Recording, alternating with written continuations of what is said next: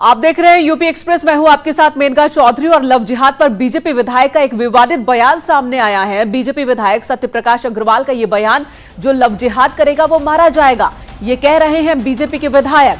आज मेरठ में लव जिहाद की एक वारदात जो सामने आई, उसके बाद उनका ये बयान आया है, विवादित बयान है। लव जिहाद अपने आप में एक गंभीर मसला जरूर है, लेकिन उस मसले का समाधान कानून के रास्ते से निकाला जा सकता है। इस तरह के इंसिडेंट को अपराध की श्रेणी में, क्राइम की श्रेणी में रखा जाता है और फिर उसका हल भी उसी रास्ते से निकल सकता है, ना कि इस तरह तरीके से जो कि मेरठ के विधायक कह रहे हैं। कैंट सीट से विधायक हैं सत्यप्रकाश अग्रवाल, और वो कह रहे हैं कि जो लव जिहाद करेगा वो मारा जाएगा।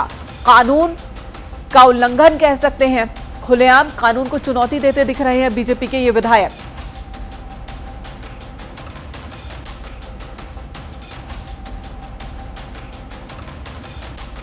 तो बीजेपी विधायक सत्यप्रकाश अग्रवाल ने दरअसल कहा क्या लव जिहाद के मुद्दे पर, उनका यह बयान सुनिए। लव जिहाद का जो मामला चल रहा है, अफसर इतना काफी दिन चल रहा है, मोदी और योगी इसके पूरा गंभीर है, नेसे नाबूद कर देंगे, लव जिहाद चलने नहीं देंगे। जो 2-4 घटना फिलहाल हो गई, जल्दी जल्दी में हो गई हैं, इनका नेसे नाबूद, कोई आदमी जिंदा नहीं बचेगा, सब साले ऊपर जाएंगे। लव जिहाद का करने वाला हर आदमी ऊपर जाएगा। क्या हाँ, लोगों पर कितना सख्त एक्शन लिया इसको सुनिए, एक्शन लिया जाएगा, कोर्ट इसका एक्शन लेगी। कोर्ट से बढ़कर ना हमें ना कोई कोड़ा लगे, लेकिन जो उन्होंने कर्म किए हैं उन कर्म का जितना भी हम सख्ती से कर सकते हैं, जो हमारे पास साधन है उन सख्ती से निपटा जाएगा। उसके ऊपर भेजा जाएगा, ऊपर बाद में जो लेगा NS में लगाई जाएगी, उनको गैंगस्टर में लगाई जाएगी। ऐसा किया जाएगा, धीरे से लिख लें, अंदर सड़ जाएगा।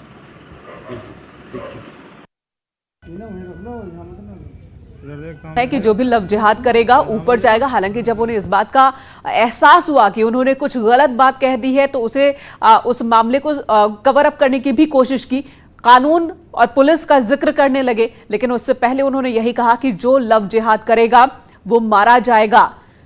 तो बीजेपी विधायक का ये विवादित बयान है लव जिहाद के मसले पर, और साफ साफ वो ये भी कह रहे हैं कि सीएम ने कह दिया है कि जो भी लव जिहाद करेगा, जो भी गलत करेगा वो ऊपर जाएगा। इन लफ्जों का इस्तेमाल उन्होंने किया, और ये जो लफ्ज है, ये जाहिर सी बात है, कानून के रास्ते ही किसी भी समस्या का समाधान निकाला जा सकता है। इस तरीके से बयानबाजी से कोई रास्ता नहीं निकल सकता है। चलिए अब आपको बताते हैं कि आखिर मेरठ के विधायक ने जो बयान दिया तो उसके पीछे क्या वजह रही है। 2 इंसिडेंट एक के बाद एक मेरठ में सामने आए हैं। एक 10 अगस्त को और दूसरा हम आपको बता रहे हैं 25 जुलाई को मामला सामने आया था। और 2 तस्वीरें इस वक्त आपके सामने हैं। 10 अगस्त जहां पर एक लड़का नाबालिग लड़की से दोस्ती करता है और उसके बाद रेप की कोशिश उससे करता है। एक फोटोग्राफ वो अपनी उस लड़की के साथ खींचता है और उसी फोटो के आधार पर लगातार उसे ब्लैकमेल कर रहा था। और ऐसे में उस लड़की को कहीं दूसरी जगह पर लेकर जाता है ये लड़का, और वहीं पर कुछ लोगों ने उसे देखा और फिर इस लड़के को पुलिस के हवाले कर दिया। दूसरी तस्वीर हम आपको दिखा रहे हैं 23 जुलाई की, बेहद गंभीर ये मसला। यहां पर भी एक शख्स नाम बदलकर एक महिला के संपर्क में आता है, उससे संबंध बनाता है, फिर शादी भी करता है और कई दिनों तक लिव इन में भी ये रहते हैं। और उसके बाद वो शख्स, जब पता चल जाता है उस महिला को कि ये हिंदू नहीं बल्कि मुसलमान है, तो धर्म परिवर्तन का दबाव बनाता है और बात बनती नहीं है। उसके बाद वो शख्स उस महिला और उसकी बेटी की हत्या कर देता है। तो ये 2 तस्वीरें आपके सामने। चलिए आपको एक बार फिर से सुनाते हैं कि क्या कुछ कहा है बीजेपी विधायक ने। लव जिहाद का जो मामला चल रहा है, अफसर इतना काफी दिन चल रहा है, मोदी और योगी इसके पूरा गंभीर है, नेसे नाबूद कर देंगे, लव जिहाद चलने नहीं देंगे। जो 2-4 घटना फिलहाल हो गई, जल्दी जल्दी में हो गई हैं, इनका नेसे नाबूद, कोई आदमी जिंदा नहीं बचेगा, सब साले ऊपर जाएंगे। लव जिहाद का करने वाला हर आदमी ऊपर जाएगा। क्या हाँ, लोगों पर कितना सख्त एक्शन लिया इसको सुनिए, एक्शन लिया जाएगा, कोर्ट इसका एक्शन लेगी। कोर्ट से बढ़कर ना हमें ना कोई कोड़ा लगे, लेकिन जो उन्होंने कर्म किए हैं उन कर्म का जितना भी हम सख्ती से कर सकते हैं, जो हमारे पास साधन है उन सख्ती से निपटा जाएगा। उसके ऊपर भेजा जाएगा, ऊपर बाद में जो लेगा NS में लगाई जाएगी, उनको गैंगस्टर में लगाई जाएगी। ऐसा किया जाएगा, धीरे से लिख लें, अंदर सड़ जाएगा। हमारे सहयोगी मेरठ से हमारे साथ जुड़ चुके हैं। उमेश, एक तरफ एक के बाद एक लव जिहाद के मामले और दूसरी तरफ मेरठ में ही लव जिहाद के खिलाफ एक बड़ा आंदोलन लगातार हिंदूवादी संगठनों की ओर से चलाया जा रहा है और ऐसे में बीजेपी विधायक का यह विवादित बयान कि जो लव जिहाद करेगा वो ऊपर जाएगा, यानी कि कानून की जरूरत नहीं है, पुलिस की जरूरत नहीं है, यही इंसाफ करेंगे।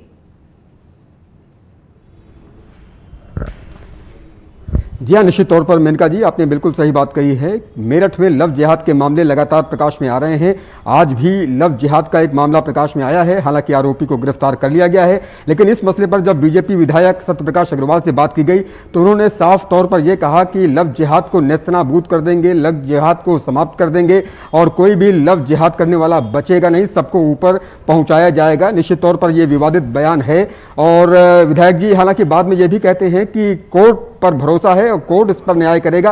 बाद में हालांकि वो समझते हैं और कोर्ट की बात करने लगते हैं, लेकिन शुरुआत में जब उनसे लव जिहाद पर सवाल किया जाता है तो सीधे तौर पर यही कहते हैं कि लव जिहाद का कोई भी शख्स बचेगा नहीं, सबको ऊपर भेजा जाएगा। हमारे साथ खास बातचीत के लिए मौजूद है मेरठ के SP city doctor Akhilesh Narayan Singh. Doctor साहब क्या कहेंगे, ये क्या मसला है परतापुर क्षेत्र का और इस मसले पर अभी तक पुलिस ने क्या एक्शन लिया है? परतापुर के मसले में जिसका जिक्र आप कर रहे हैं उसमें अभी गिरफ्तार हो गया है और विधिक कार्रवाई करते हुए इसको न्यायालय में प्रस्तुत करके नियमानुसार कार्रवाई की गई है।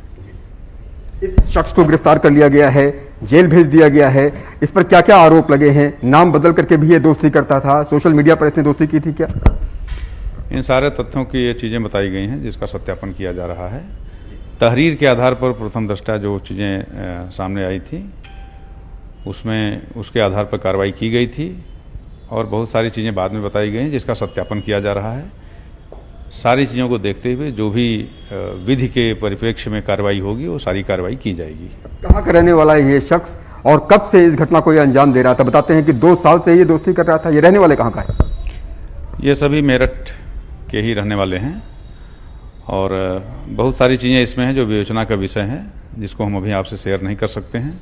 सारी चीज़ों को देख रहे हैं तथ्यों के परिप्रेक्ष्य में। निश्चित तौर पर साक्ष्य के परिप्रेक्ष्य में ही कार्रवाई होनी है और जो भी साक्ष्य हैं, जो भी आरोप हैं उसको तस्दीक करते हुए साक्ष्यों के परिप्रेक्ष्य में निश्चित तौर पे मैक्सिमम जो भी कार्रवाई होगी वो सारी कार्रवाई की जाएगी। विधायक सत्यप्रकाश अग्रवाल ने भी इस मसले पर आज एक कड़ा बयान दिया है, विवादित बयान दिया है। ये बयान सुना क्या आपने?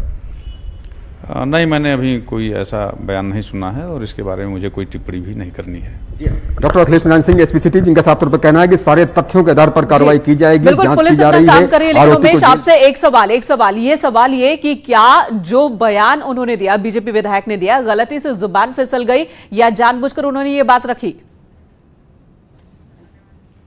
चलिए उमेश आपके पास लौटेंगे, लेकिन इस वक्त बड़ी खबर आ रही है। डिप्टी सीएम दिनेश शर्मा की तबीयत बिगड़ गई है। आगरा में समीक्षा मीटिंग के दौरान उनकी तबीयत बिगड़ी। डिप्टी सीएम दिनेश शर्मा उस वक्त मीटिंग ले रहे थे, कोविड-19 को लेकर यह बैठक चल रही थी, समीक्षा बैठक चल रही थी और तभी उनकी तबीयत अचानक बिगड़ जाती है। तो आगरा में थे डिप्टी सीएम दिनेश शर्मा, उस वक्त उनकी तबीयत अचानक बिगड़ गई। मीटिंग ले रहे थे वो कोविड-19 को लेकर और तभी उनकी तबीयत बिगड़ गई। ये बड़ी खबर इस वक्त आ रही है। डिप्टी सीएम दिनेश शर्मा, उनकी तबीयत बिगड़ी है। हालांकि किस तरह की शिकायत ये भी हम आपको बताएंगे, किस तरह की परेशानी उन्हें हुई ये भी हम आपको बताएंगे। लेकिन जो बड़ी खबर इस वक्त की आ रही है वो ये कि आगरा में मीटिंग के दौरान ही अचानक दिनेश शर्मा की तबीयत बिगड़ गई और ये तस्वीरें इस वक्त आप देख रहे हैं उसी मीटिंग की ये तस्वीर है जहां पर वो बैठक कर रहे थे अधिकारियों के साथ। कोविड-19 को लेकर उनकी ये मीटिंग चल रही थी जिले के अधिकारियों के साथ और तभी अचानक तबीयत बिगड़ती है। हिमांशु त्रिपाठी हमारे सहयोगी इस वक्त हमारे साथ मौजूद है। हिमांशु, क्या अपडेट है आपके पास? जी, deputy CM Dinesh Sharma circuit house पहुंचे थे और पत्रकारों का अभिवादन भी किया था। उसके बाद ये मीटिंग लेने चले गए। अधिकारियों की मीटिंग समाप्त होने वाली थी तो अचानक इनकी नाक से खून निकलने लगा और यहाँ देख करके सारे लोग घबरा गए। उसके बाद जिला अस्पताल से ईएनटी टीम को बुलाया गया। जिला अस्पताल से ईएनटी टीम वहां पहुंची और डॉक्टर दिनेश शर्मा का प्रारंभिक उपचार किया और प्राथमिक उपचार के बाद स्वस्थ महसूस कर रहे थे डॉक्टर दिनेश शर्मा और उसके बाद वह मथुरा रवाना हो गए टीम इनका हो गए। किस तरह की शिकायत रही, क्या डॉक्टरों से भी संपर्क किया गया? जी, डॉक्टरों का इस मामले में ये कहना था कि कभी कभी एयरलेस होते समय इस तरह के मामले सामने आ जाते हैं। तो चूंकि एयरपोर्ट से आए थे सीधा वो doctor Dinesh Sharma circuit house में तो उस वजह से हो सकता है ऐसी दिक्कतें हुई है। बाकी प्रशासनिक अधिकारियों का अधिकृत बयान थोड़ी देर में आ जाएगा टीम का। जी हिमांशु, कि आपके पास इन्फॉर्मेशन है कि आगरा से तो रवाना हो गए मथुरा की ओर, लेकिन क्या इस बीच हॉस्पिटल भी जाएंगे या उतनी ज्यादा दिक्कत नहीं थी?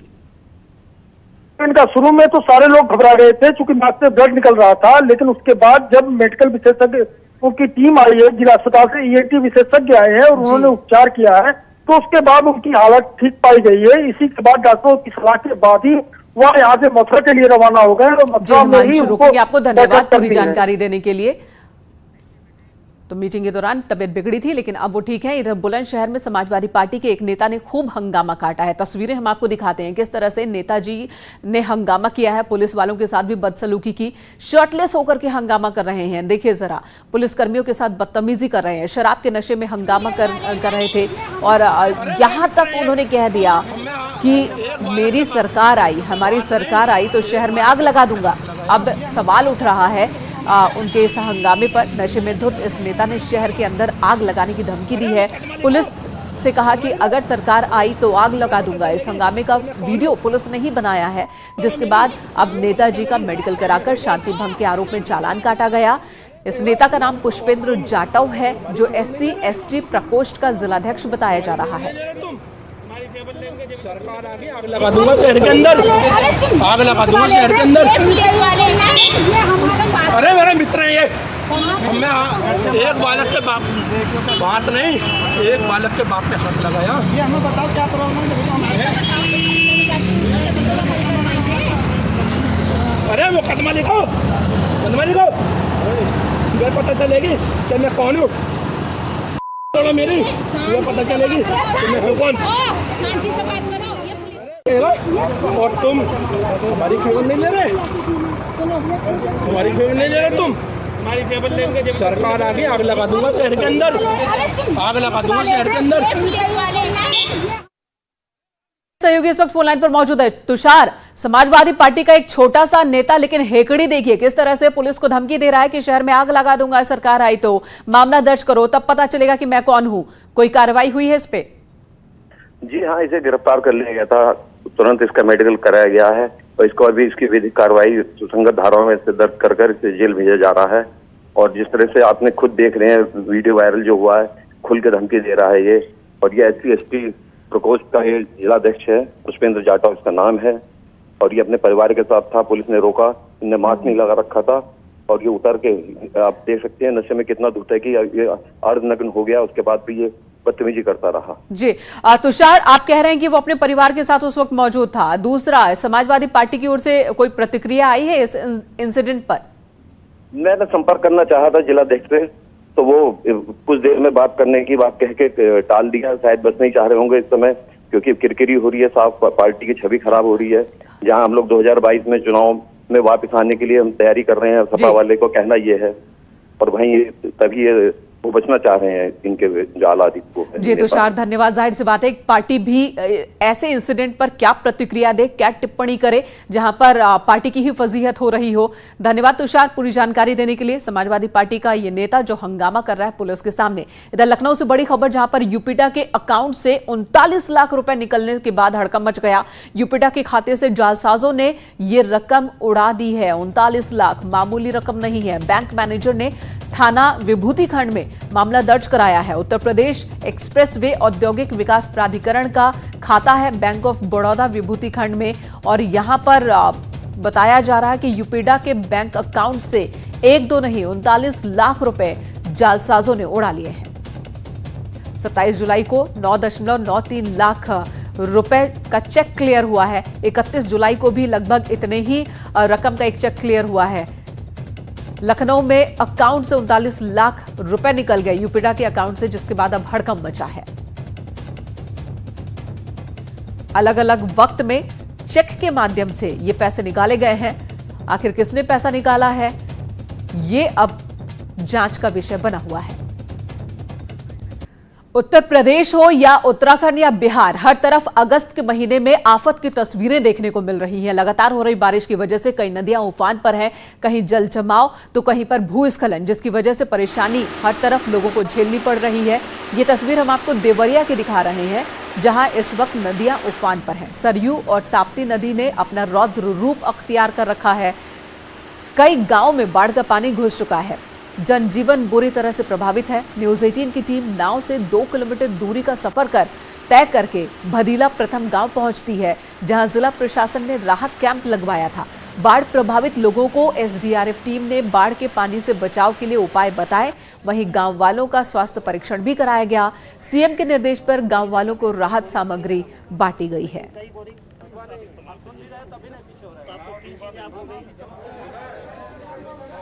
दिनों नदियां अपने खतरे के निशान से ऊपर बढ़ रही हैं। मैं आपको एक दृश्य दिखाना चाहता हूं। ये एनडीआरएफ की टीम है और इस समय एक रेस्क्यू ऑपरेशन का डेमो चल रहा है। हालांकि देवरिया जिले में 1 दर्जन से अधिक जो गांव हैं वो जलमग्न हुए हैं। इस समय हमारे साथ देवरिया जनपद के कलेक्टर मौजूद हैं, अमित किशोर जी। सर, आपसे जानना चाहते हैं, अभी भदीला प्रथम गाँव में आप लोगों ने क्या किया? सर, प्रथम क्योंकि ये गाँव हमारा बरहज तहसील का जो गाँव है, ये मेरून गाँव है, चारों तरफ से पानी से घिरा हुआ है।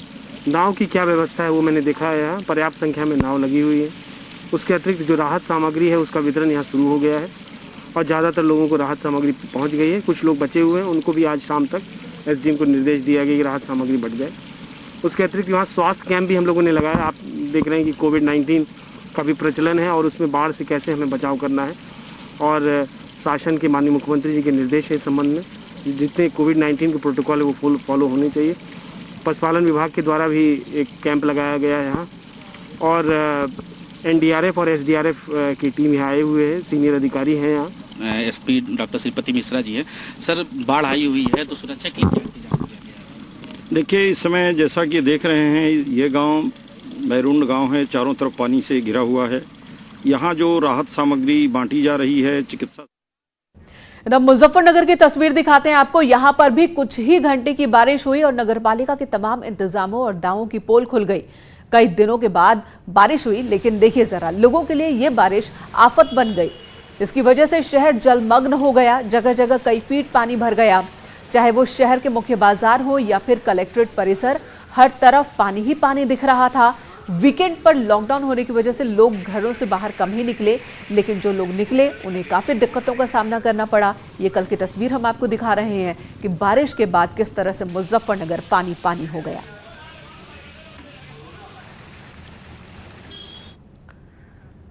और उत्तर प्रदेश की तरह ही उत्तराखंड का भी हाल बेहाल है। टपकेश्वर स्थित माता वैष्णो देवी गुफा योग मंदिर पर बारिश का किस तरह का असर पड़ा है वो दिखाते हैं आपको। मंदिर से लगकर बहने वाली तमसा नदी उफान पर है। मंदिर को जाने वाली सीढ़ियों पर बारिश के पानी की वजह से अब चलना मुश्किल हो गया है। देखिए जरा, पानी किस तरह से और किस गति से बह रहा है और एक भयावह तस्वीर यहाँ नजर आ रही है। लगातार हो रही बारिश की वजह से और आगे आने वाले दिनों में भी हालात में सुधार नहीं होने वाले, क्योंकि उत्तराखंड में मौसम विभाग ने 13 अगस्त तक भारी बारिश का अलर्ट जारी किया है।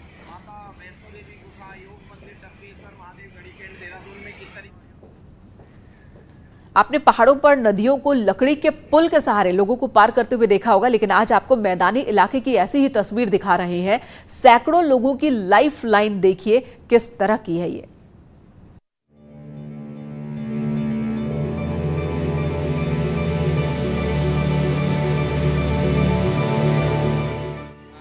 इन दिनों बारिश के कारण पहाड़ी नदियां खौफनाक बनी हुई है।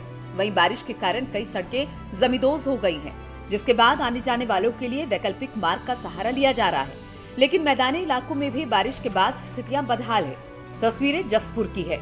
यहाँ इलाके में बारिश का पानी इतना भर जाता है कि लोगों के सामने आने जाने की परेशानी हो जाती है और लोगों के लिए लकड़ी का पुल ही एकमात्र विकल्प होता है।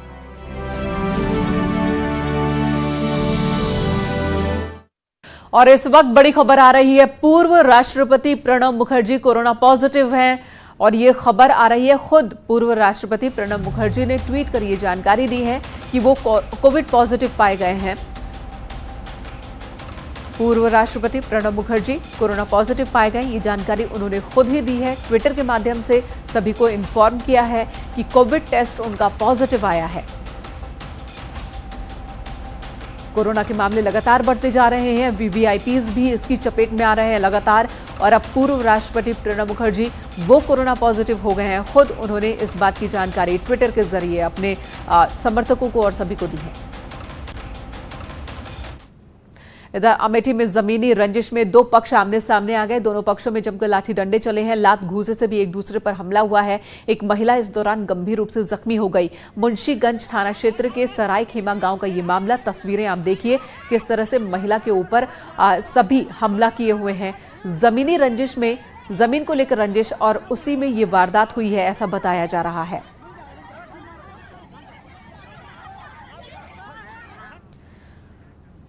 उधर प्रतापगढ़ में फर्जी अधिकारी बनकर अवैध वसूली करने पहुंचे एक शख्स को लोगों ने पकड़ लिया। ग्रामीणों ने पकड़ लिया, फिर पुलिस के हवाले कर दिया। ये तस्वीर देखिए। पहले इस शख्स की लोगों ने पिटाई भी की है। ये दरअसल फर्जी खंड शिक्षा अधिकारी बनकर यहां पहुंचा था संग्रामगढ़ के सरकारी स्कूल में, और यहां पर इसने स्कूल का निरीक्षण किया था और साथ ही प्रिंसिपल पर कार्रवाई न करने के लिए 10,000 रुपए का दबाव बनाया था। उसने कहा था कि प्रिंसिपल पर कार्रवाई की जाएगी, अगर कार्रवाई से बचना है तो 10,000 रुपए दिए जाएं। और जिसके बाद इसके फर्जी होने का खुलासा हुआ और इसकी लोगों ने पिटाई कर दी, फिर इसे पुलिस के हवाले कर दिया।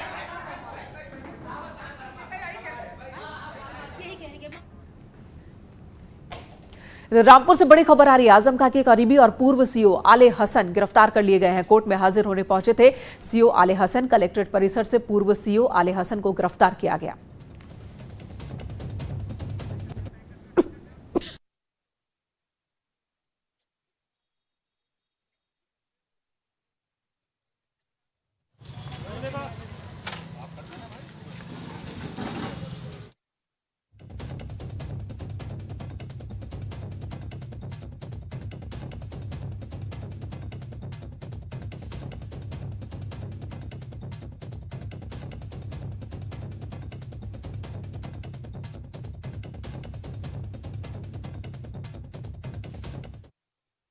फिलहाल इस बुलेटिन में इतना ही। एक ब्रेक के बाद भी खबरों का सिलसिला जारी है।